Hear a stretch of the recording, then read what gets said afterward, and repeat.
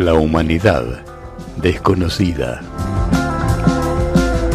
Hace unos años escribí una nota con este mismo título, La humanidad desconocida, que, por cierto, no aludía a alguna sociedad remota, sino a nuestra propia humanidad, porque, ¿por acaso podría decirse que nos conocemos? Si así fuera, no estaríamos pasando por este desconcierto pandémico. No tendríamos semejante incertidumbre sobre nuestro futuro inmediato después del COVID-19. Y la angustia no nos estaría apabullando como lo hace. Y pruebas de que efectivamente lo hace sobran con absurdos incomprensibles, más parecidos a chistes de Groucho Marx que a conductas de personas decentes. Aunque, bueno, ahora me acuerdo, Groucho Marx ironizaba justamente sobre gente supuestamente decente. Ahora resulta que echamos de nuestros edificios a los trabajadores de la salud, que tarde o temprano nos tendrán en sus manos. Y cuando más los necesitemos cerca, más lamentaremos haberlos echado lejos. Exacerbamos nuestro rechazo a quien no piensa con nuestros puntos y comas, llegando muy próximos al contrasentido de pasar a ser todo aquello que hasta hace poco criticábamos. Y sobre todo, tememos. Estamos sumergidos en el pavor que no nos deja pensar, que es justamente la labor del miedo, no permitirnos pensar. Es por estas cosas que decidí que sería oportuno reflotar esta nota, porque humildemente podría ser un indicio, al menos, de la humanidad por la que tendremos que decidirnos a ser después de esta pandemia, indefectiblemente, porque ya nada será igual al mundo que todos conocimos.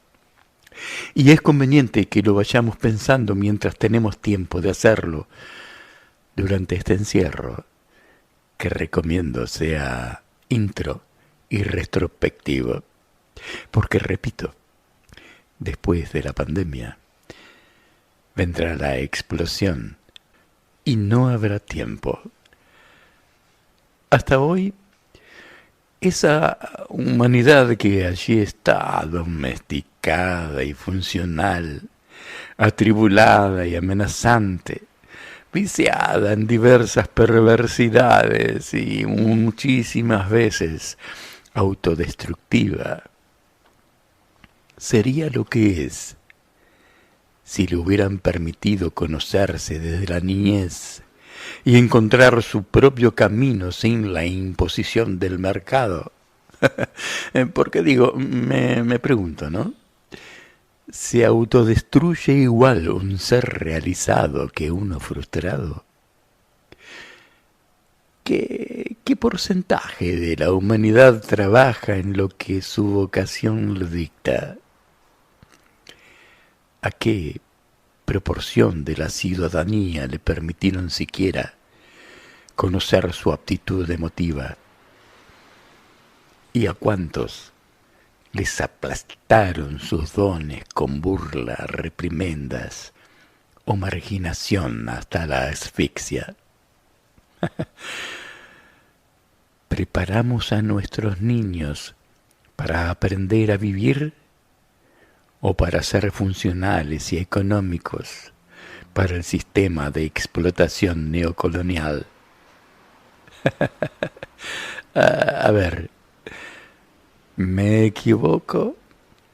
¿O tu respuesta fue que efectivamente los preparamos para que sean funcional mano de obra barata y conveniente?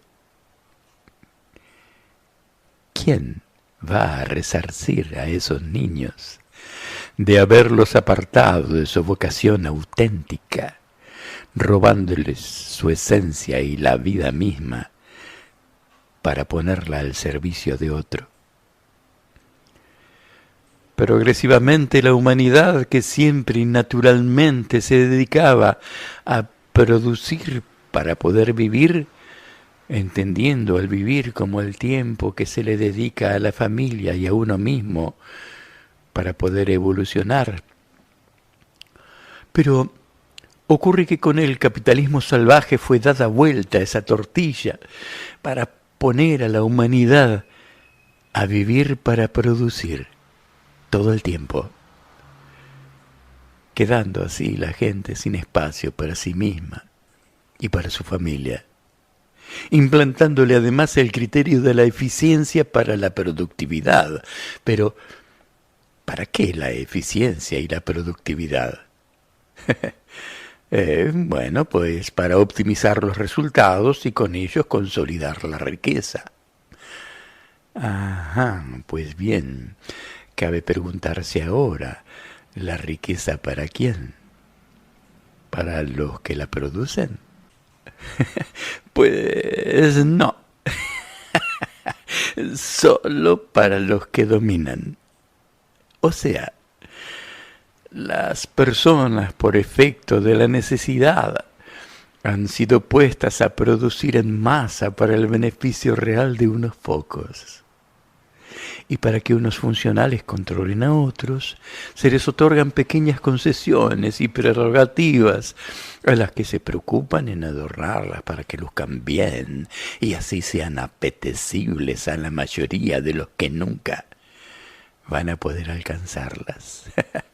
De este modo, generaciones enteras han abdicado de vivir dedicándose solo a producir.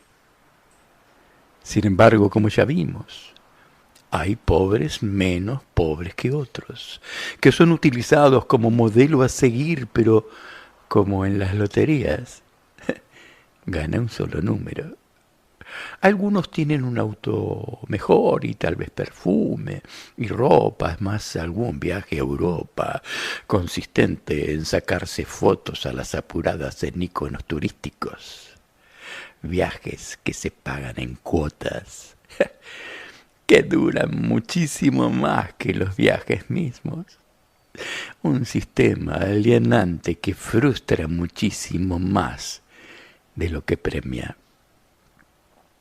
Inclusive, los que escalan más rápido, muchas veces lo hacen sobre sus propios fracasos personales, porque ¿cuántas veces el gerente del banco tal vez haya soñado siempre con ser saxofonista?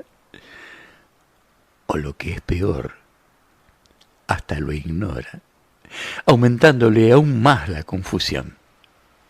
Es natural entonces que a la salida del trabajo termine concurriendo a los lugares esos que otro segmento de la sociedad sabe que esos frustrados necesitan. Burdeles, cabarets, lugares donde emborracharse y otros detalles aún más siniestros. Todos pertenecientes a la industria de los paliativos emocionales. Placer artificial cronometrado. Así el placer, ese componente que en la trayectoria de la felicidad nos afianza, cuando carece de ella y concluye, arroja a su víctima a un pozo emotivo que genera un síndrome de abstinencia y, como con cualquier droga, lleva al enfermo a actitudes disociantes, tornándolo capaz de atravesar los niveles éticos con tal de garantizarse sus próximos turnos de placer artificial cronometrado. Por eso sostengo que el placer, cuando no tiene concordancia con la felicidad, es el vicio de los frustrados. Y es así como muchos frustrados exitosos son socialmente muy simpáticos, casi exultantes, y en la intimidad muy violentos. La ambición descontrolada de muy pocos consiguió imponer la neoesclavitud, una forma de sometimiento voluntario donde no es necesario comprar los esclavos porque sencillamente estos hacen fila para hacerlo y ni siquiera es preciso preocuparse por ellos, alimentarlos o curarlos. Cuando no sirven más, hay otro en la fila esperando con ansiedad. La confusión de valores a seguir que la sociedad sufre es tan grande que ni siquiera en lo más básico y elemental sabe cómo comportarse. La especie humana, principalmente la occidental, industrial, monoteísta, es la única entre todo lo que vive que reniega de su sexualidad. Las tortugas, los pajaritos, los rinocerontes, las moscas y las flores tienen sexo y sexualidad sin cualquier conflicto. Sin embargo, no es así entre los adultos equilibrados de lo que se supone lo más alto de la escala animal. Alguien ve una criatura de días o meses y se maravilla y enternece. Ve el vientre de una mujer embarazada y también despierta amor y simpatía. Pero hablar de coito ya provoca rechazo, cuando no risa o morbo. Ni siquiera esa libertad de autoconocimiento y realización le permitieron a la gente. Por eso, en el corral de ilusión donde creemos que elegimos, terminamos seleccionando mal hasta a nuestras propias parejas, anteponiendo cuestiones estéticas, sociales o económicas a las naturales y verdaderas. Y si no sabemos cómo comportarnos en lo primogénito de lo que nos dio el ser, ¿qué podemos pretender del resto? Por lo expuesto, lo que conocemos de nosotros mismos no es nuestra humanidad genuina. Es apenas una mueca triste de lo que podríamos haber sido si una minoría no se ponía a jugar a ser Dios y dominar a todos. Pero ocurre que ahora esa minoría está sucumbiendo bajo sus propias bajezas y horrores y nos tiene a todos entretenidos y amedrentados con la pandemia para después tener a quien culpar. Pero esto aquí entre nosotros, sepamos que el único murciélago culpable es Batman. Hagamos pues el que tal vez sea nuestro último acto de resistencia posible. Definamos nosotros mismos en qué mundo queremos vivir, con qué formato de educación, con qué sistema de salud, con qué mecanismo jurídico, con qué estructura de seguridad y con qué modelo de gobierno. Que los chicos aprendan a vivir antes de sumar, que aprendan a conocerse para comenzar a hurgar en sus vocaciones y capacidades, y que sea eso lo que les despierte la voracidad de saber. Que las personas vuelvan a producir lo que necesitan para vivir, para que tengan tiempo para su familia y para sí mismos, y que de esa forma dejen de pasar por sus vidas sin haberlas vivido. Es de esa forma que bajaremos drásticamente los niveles de frustración que imperan entre nosotros.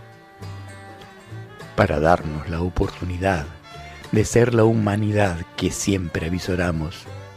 Porque si algo ha demostrado este virus global, es que quien puede contagiarte a vos, a tus hijos o a tus viejos, es el que desamparaste. Por lo que finalmente descubrís que no es negocio el individualismo, y sí una gran inversión, la solidaridad.